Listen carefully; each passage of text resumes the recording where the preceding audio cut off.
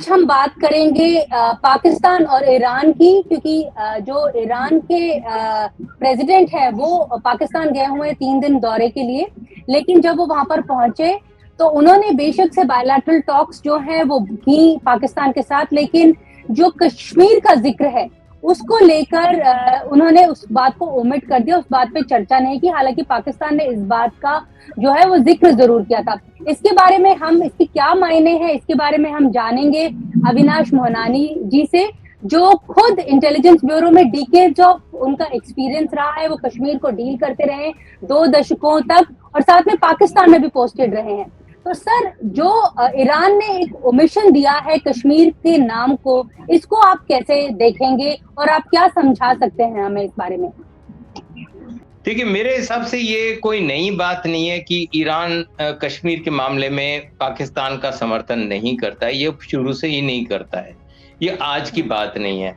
उसने जो भी शिया कम्युनिटी के लोग जो कौम में जाते हैं पढ़ने के लिए और जो वैसे लीडर्स विजिट करते हैं, या जो लीडर्स इनकी ईरानियन एम्बेसी में भी विजिट करते हैं दिल्ली में, उन सबको एक ही संदेश उसने बहुत क्लियरली दिया है कि आप, भारत एक सेक्युलर देश है और यहाँ पर आपको जो राइट्स मिले हुए हैं वो आपको और कहीं आसानी से मिलने वाले नहीं हैं। तो इसलिए आप भारत के साथ जो है वो भारत के डेमोक्रेटिक प्रोसेस में शामिल हुई है, और जो भारत की सरकार है उसी से जो भी आपको परेशानी है वो वहां से गुजारिश कीजिए। कश्मीर में भी उसने लीडर्स को यही बार बार कहा है कि आप जो है कब इन सुन्नी एक्सट्रीमिस्ट जो वहां पर फैलाया पाकिस्तान ने, उन ग्रुपों के साथ मत जुड़िए और आप अपना अलग अस्तित्व बनाए रखिए। और उसने कहा, उनको यही कहा था कि भारत एक धर्मनिरपेक्ष राज्य है और वहां पर देश है, और वहां पर आपको अपने हक वगैरह सभी मिल जाएंगे, ना कि आपको कहीं और पाकिस्तान की तरफ तो बिल्कुल भी मत देखिए।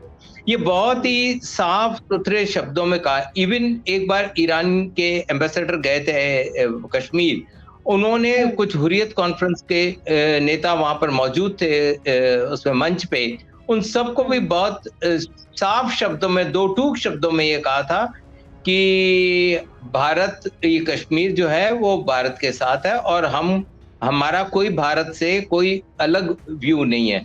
तो ये जो रईसी साहब का जो स्टेटमेंट है उसको मैं कोई बहुत शिफ्ट पॉलिसी में नहीं मानता हूँ। ये कंसिस्टेंट पॉलिसी ईरान की रही है और वो अब भी उनकी, ईरान की वही पॉलिसी चली आ रही है। सर, जहाँ तक पाकिस्तान के प्राइम मिनिस्टर का सवाल है, शहबाज शरीफ साहब, उन्होंने इस बात को जरूर जो है वो उठाया था। तो कुछ लोगों का मानना है कि पाकिस्तान के उठाए जाने के बावजूद, क्योंकि ईरान ने इस बात को आगे नहीं बढ़ाया, उन्होंने इस बात को तवज्जो नहीं दी, तो ये कहीं ना कहीं एक स्नब माना जा रहा है पाकिस्तान के लिए। नहीं, देखिए इसमें मैं ये एग्री नहीं करूंगा, क्योंकि अगर हम ये कहें कि वो पाकिस्तान ने उठाया, तो पाकिस्तान का ऐसा कौन सा विदेशी लीडर पाकिस्तान में आता है जिसके की सामने पाकिस्तान ये कश्मीर का मुद्दा ना उठाता हो। पाकिस्तान तो हमेशा से कश्मीर का मुद्दा उठाता रहा है, लेकिन वो सामने वाले लीडर पे डिपेंड करता है कि वो उसका क्या जवाब देता है। तो अगर पाकिस्तान को ईरान से उम्मीद थी कि वो ईरान पाकिस्तान का समर्थन करेगा, तो वो बिल्कुल गलत उम्मीद थी। अगर पाकिस्तान ये सोचता था कि वो पाकिस्तान का समर्थन करेगा कश्मीर के मुद्दे पे, तो ये हो ही नहीं सकता है, ये हुआ ही नहीं है कभी भी। और जो हमने ये भी देखा है ना कि जो 2 शिया ग्रुप कश्मीर में एक्टिव हुए थे, पासदारान इस्लाम भी था और हिजबुल मोमिनीन भी था, पर ये दोनों शिया ग्रुप ईरान के नहीं खड़े किए हुए थे, ये पाकिस्तान के खड़े किए हुए थे। ईरान ने कभी कोई ऐसा काम नहीं किया जिसमें कि कश्मीर में आतंकवाद को या एक्सट्रीमिज्म को कभी कोई किसी तरह की उसने ईरान ने मदद दी हो, कभी नहीं हुआ। उल्टा 1994 में भारत के खिलाफ एक पाकिस्तान ने रेजोल्यूशन मूव किया था उसमें यूएन ह्यूमन राइट्स कमीशन में। वो ह्यूमन राइट्स कमीशन में जो, उसमें ईरान ने पूरी तरह से भारत का साथ दिया था और वो रेजोल्यूशन पाकिस्तान को आखिर में ईरान के प्रेशर में वहां से पूरा का पूरा विड्रॉ करना पड़ा था। सर, करगिल के लिहाज से आप किस तरह से देखते हैं इसको, क्योंकि करगिल में भी शियाज हैं, अभी जो कुछ हो रहा है वहां पर उसके लिहाज से कुछ डायनेमिक्स के बारे में नहीं बता पाए? नहीं नहीं नहीं, वो तो बिल्कुल कारगिल के लोग तो पूरी तरह हाथ में हाथ मिला के इनके साथ में हैं, लद्दाख के लेह के लोगों के साथ में है। तो कारगिल में ऐसा कुछ नहीं है। दो वहाँ पे बड़े ऑर्गेनाइजेशन है, इस्लामिया स्कूल और इमाम खोमेनी मेमोरियल ट्रस्ट वाले। दोनों का कभी भी हमारे यहाँ पर भारत में किसी भी अलगाववाद में या आतंकवादी गतिविधियों में कभी कभी कोई नाम नहीं आया। इन दोनों के खिलाफ कुछ भी नहीं है भारत में। तो ये दोनों जो ऑर्गेनाइजेशंस हैं, ये वास्तविकता में ये भारत के ही रुख को समर्थन देते रहे हैं। तो कोई नई बात नहीं हो रही है ईरान से, ईरान के उससे। ईरान के राष्ट्रपति जो गए हैं वो उनको 2-3 उनके इश्यूज हैं। वो सबसे बड़ा उनका इशू है कि आप जो पाकिस्तान के अंदर जैश अल अदल है, जिसमें ईरान को सस्पिशन ये है कि इसके पीछे अमेरिकन CIA लगी हुई है और उनके बेसिस आपके बलूचिस्तान में है और वहां से ईरान पे वो अटैक करते रहते हैं। ईरान काफी समय से कोशिश कर रहा है कि पाकिस्तान उनको एड्रेस करे कंसर्न्स को, लेकिन पाकिस्तान अभी तक उन पे खरा नहीं उतरा है। अभी भी आपने कुछ दिनों पहले देखा होगा, चाबहार टाउन में एक ईरानियन रिवोल्यूशनरी गार्ड कॉम्प्लेक्स जो था उसके उस पे अटैक किया गया था जैश अल अदल द्वारा। एक तो वो मुद्दा है। दूसरा मुद्दा ये है कि पाकिस्तान ने एक ईरान पाकिस्तान पाइपलाइन पे मुआहदे पे दोनों देशों ने साइन किए थे। वो पाकिस्तान, ईरान ने अपने साइड की पाइपलाइन बना दी है, पाकिस्तान अपने साइड की पाइपलाइन बना नहीं पा रहा और अमेरिकन सैंक्शन लगी हुई है। अभी अगर आपने डोनाल्ड लू का कांग्रेस में जो टेस्टिमनी थी उसमें उसने साफ कहा था कि हम इसके खिलाफ हैं। अभी तक पाकिस्तान सरकार ने हमसे कांटेक्ट नहीं किया है कि आप हमको रिलैक्सेशन दो, पर अगर उन्होंने किया तो हम उनको नहीं देंगे। तो एक ये दूसरा बड़ा मुद्दा है, क्योंकि इसमें पाकिस्तान को बहुत पेनल्टी भी भुगतनी पड़ सकती है, क्योंकि ईरान अपने साइड की पाइपलाइन पूरी कर चुका है। तीसरा मुद्दा उनका ये है, हाँ जी, हाँ तीसरा मुद्दा बताइए। तीसरा मुद्दा ईरान का यह है कि वो चाहता है कि पाकिस्तान के साथ उसके बायलैटरल ट्रेड बढ़े, क्योंकि ईरान को अभी वो सैंक्शन से घिरा हुआ मुल्क है और उसको विदेशी मुद्रा की बहुत ज्यादा जरूरत है ईरान को।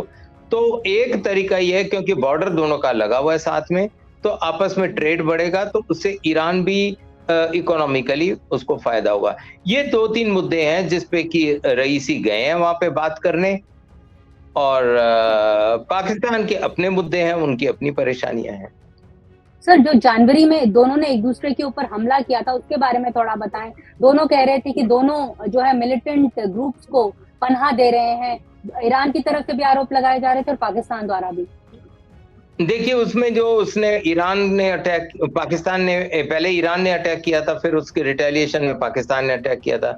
जब ईरान ने अटैक किया तो उस समय एक दिन पहले ही ईरान, ये जो पाकिस्तान के केयरटेकर प्राइम मिनिस्टर है वो मिले थे ईरान के फॉरेन मिनिस्टर से वहां डावोस में, और एक दिन पहले ही उनकी जॉइंट नेवी ड्रिल हुई थी। तो कुछ मुझे लगता है कि कोई बहुत सीरियस अटैक नहीं था ईरान का, एक जो कहते हैं ना सिग्नलिंग थी, वो उन्होंने सिग्नलिंग करके खत्म कर दिया और उन्होंने उस मामले को आगे नहीं बढ़ाया। उससे बड़ा अटैक तो अभी हुआ है जाके IRGC कॉम्प्लेक्स में, जिसपे कि उनको शक है कि जैश अल अदल है। सर, आखिरी सवाल, ये जो कश्मीर में बोला जाता है कि काफी इन्फ्लुएंस देखा जाता है ईरान का, पर्शियन, चाहे वो कैलीग्राफी हो या किसी भी तरह का, तो उसके बारे में थोड़ा बताइए कि मतलब दोनों के किस तरह के रिश्ते रहे हैं, कश्मीर से ईरान का क्या ताल्लुक रहा है हमेशा? देखिए, ये तो बहुत पुराने हिस्टोरिकल ताल्लुकात हैं, कोई अभी की तो है नहीं, क्योंकि ईरान से जो लोग हैं वो ट्रैवल करते रहे हैं कश्मीर में। सूफी सेंट्स भी ट्रैवल किए हैं, जो कि पुराना पर्शिया था, उनसे ट्रैवल किए हैं। कश्मीर में काफी समय तक तो ऑफिशियल लैंग्वेज पर्शियन रही थी, जो कि मुगल पीरियड में इंडिया में भी थी। और इसके अलावा मतलब करीबन दोनों मुल्कों के बीच में दोस्ताना, दोनों जगहों के बीच में दोस्ताना ताल्लुक रहे हैं, कोई ऐसा कोई एक दूसरे के खिलाफ नहीं रहे।